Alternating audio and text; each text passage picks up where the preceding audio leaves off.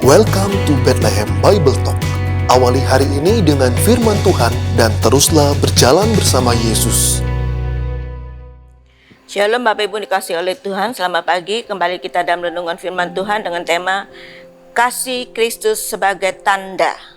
Matius 12 ayat 38 sampai 45. Ayat 38. Pada waktu itu berkatalah beberapa ahli Taurat dan orang Farisi kepada Yesus, "Guru, kami ingin melihat suatu tanda daripadamu." Orang Farisi dan ahli Taurat menurut suatu tanda dari Yesus. Kami ingin melihat suatu tanda daripadamu. Mereka tidak menghiraukan tanda mujizat sebelumnya. Yang mereka inginkan suatu tanda yang sesuai dengan pemahaman mereka tentang Mesias. Angkatan yang jahat dan tidak setia melukiskan bangsa itu sebagai tidak setia secara rohani. Kepada mereka yang tidak akan diberikan tanda selain tanda Yunus. Pengalaman Yunus yang dimuntahkan dari perut ikan merupakan lambang dari kematian dan kebangkitan Yesus.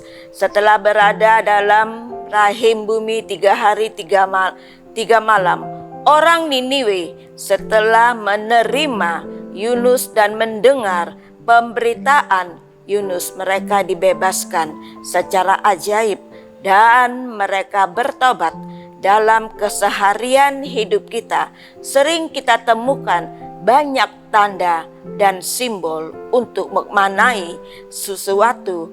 Akan tetapi banyak kali tanda atau simbol ini justru membuat orang ragu-ragu akan kebenaran sesuatu hal. Di lain pihak, orang kadang menuntut sebuah bukti yang nyata untuk membuat orang menjadi percaya akan sesuatu hal. Matius ini yang kita renungkan menggambarkan bagaimana Kristus menolak pemberitaan tanda lain apapun kepada orang Farisi dan ahli Taurat selain tanda yang sudah diberikan kepada mereka, yaitu tanda Yunus. Apakah kita pun masih seperti orang Farisi yang meragukan karya Kristus untuk hidup kita? Kristus adalah tanda kasih yang tanpa batas dari Allah. Mari kita tempatkan Dia sebagai anugerah yang istimewa untuk hidup kita. Roh jahat selalu ingin kembali ke tempat di mana dia pernah berada. Walaupun kita sudah mengambil keputusan menerima Yesus, setan memang mundur saat itu. Tetapi jika hidup kita tidak terisi dan dibentuk oleh firman Tuhan, maka apa yang terjadi? Seperti yang dikatakan Alkitab, "Aku akan kembali ke rumah yang telah kutinggalkan itu." Ayat 44. Roh jahat tidak bisa kembali ke tempat yang sudah diisi oleh firman Tuhan. Roh jahat tidak bisa kembali ke tempat di mana hati yang telah menerima pengampunan dari Allah, di mana hati telah penuh dengan pujian kepada Allah, hati yang penuh dengan ucapan syukur. Amin. Kita berdoa.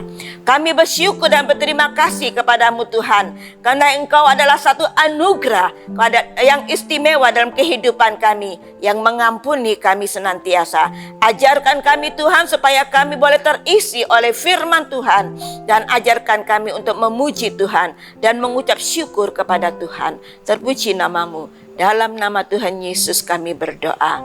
Amin. Shalom. Tuhan Yesus memberkati. Demikianlah Bible Talk hari ini. Tuhan Yesus memberkati.